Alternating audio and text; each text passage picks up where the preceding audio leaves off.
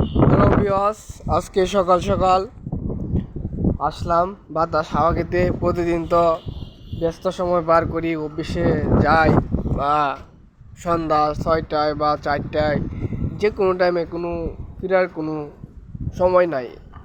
আজকে শুক্রবার, একটু রেস্টের দিন, তাই একটু ছাদে আসলাম, ঘোরাঘুরি করতেছি। আর আজকে কালকে দুদিন নিয়ে বৃষ্টি, আবার জ্বরও।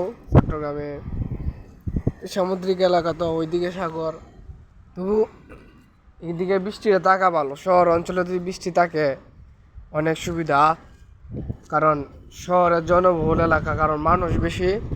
এই জায়গায় বৃষ্টি হয়, স্বাভাবিক বৃষ্টি হওয়াটা অনেক জরুরি, কিন্তু তেমন বৃষ্টি হয় না চট্টগ্রাম। বৃষ্টি হওয়াটা অনেক ভালো। ওইদিকে সেখানে সব বন্দর এলাকা, ঘর বাড়ি বলতে ধরেন যে সব বড় বড় উঁচু উঁচু বিল্ডিং, এগুলো আর কত। সবচেয়ে গ্রামের এলাকায় ভালো, বেস্ট।